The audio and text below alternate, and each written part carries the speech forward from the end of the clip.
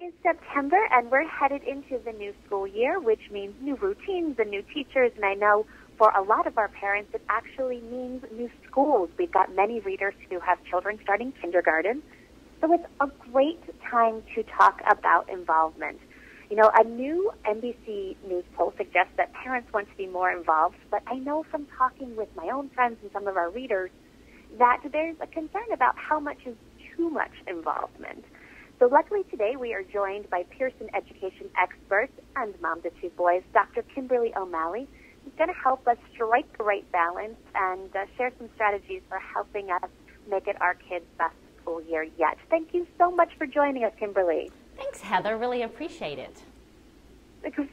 Great. So, you know, we are in the age of helicopter parenting, and so I'm curious, in your opinion, how involved should parents be in their children's education? Well, parent engagement is one of the big success factors for our children. It's critically important, not only for children's social and emotional well-being, but for graduation, for enjoyment of school. Parent engagement is critically important. The recent poll that you mentioned, the poll that was a partnership between NBC and the education company Pearson, for which I work, found that over 800 respondents said that about half of them, 47%, said they want to spend more time with their children, but about 43% said, we're just too busy. Life is crazy, we're busy, we don't have the time to really engage deeply with our children. So this is a big challenge given the critical nature of parent engagement with our children's success. When you say parent engagement, can you tell us a little bit more about what you mean? Yeah, absolutely. So this is the partnership between parents and their children around not just their learning, but their whole school experience. And so things like social and emotional development, things like how can they develop grit and persistence. It's that partnership, it's the engagement that our children find out that we care, we participate in their schooling through our engagement with them and our probing of questions, and it's that engagement that we know then leads to our children's success. Okay, so what would you suggest parents do in order to be more engaged with their children, given that they are very busy? Yeah, absolutely, and we find that the engagement drops over time. About 90% of our elementary parents report attending that formal engagement with teachers, the parent-teacher conference, and that number drops down to 60 in high school. So a reduction of engagement and participation by our parents over time. So what are some tips? How can we engage better, especially in the crazy world in which we're all very busy and we live? So we, Pearson and NBC, have put out this parenttoolkit.com, and in this toolkit there's lots of hints, tips, and advice for busy parents just like you and me to be engaged, to show that right level of engagement. So in the toolkit, we focus not only on academic tips, things like preparing a space for doing homework and for engaging with your child, but areas like social and emotional engagement, things like how do we help our students develop that grit and persistence. And then there's health and well-being. What can we do to help increase our children's ability to eat healthy? How can bringing them to the grocery store, what activities can you do in that grocery store to really beef up the health and wellness aspect? And so that those three things together can really help our children be prepared for success, Heather. Interesting. You know, you said earlier, you were talking about the parent-teacher conference. And I mentioned that a lot of our readers have children who are starting kindergarten. Yeah. I'm curious if you have some strategies for developing a great relationship with your child's teacher. Absolutely, Heather. And so I'd say the first strategy is kind of a no-brainer, which is actually to show up to those parent-teacher conferences.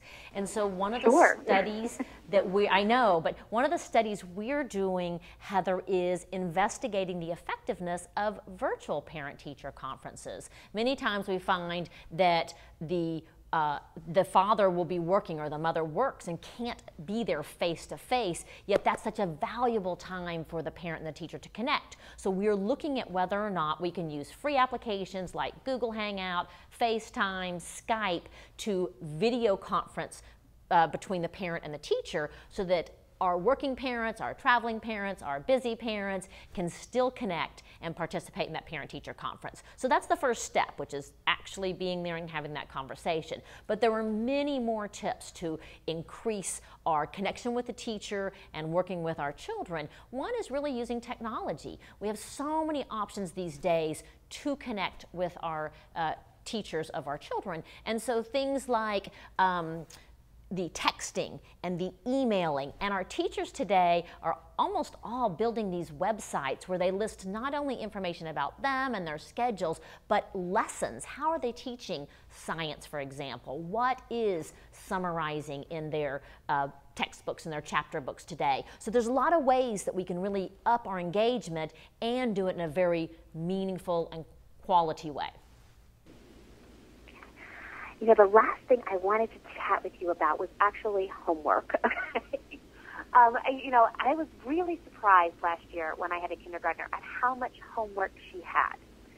And, you know, kindergarten is kind of one of those critical ages where you're starting to establish these new study habits and these new routines. I'm curious what your thoughts are on how we can, you know, help our kids help themselves when it comes to homework. Great question, and we get this a lot. So, Heather, you know, the most important thing about homework from research is that it's the quality, not the quantity, that really helps our children. And so ways that we can increase the quality of the time we spend with our children on homework. We've listed some of those on the parenttoolkit.com, but things like engaging early and engaging deeply. So think about reading a brand new book with your kindergarten child, and instead of just having your child read to you, but starting to ask those probing questions. Why do you think they named the character that? Why? Where do you think that character is going to go next? What problem is being tackled? And would you solve the problem the same way as that character? So asking those probing, deep questions, we know from research, really does up the quality of the homework, and so the time you spend on it is as effective as possible for driving that success and helping your child reach her or his aspirations. You know, so it sounds to me a lot of what you have mentioned today is really about these open-ended questions that are open dialogue. How do you open dialogue with your own voice? It's a great question because I'm a busy mom as well.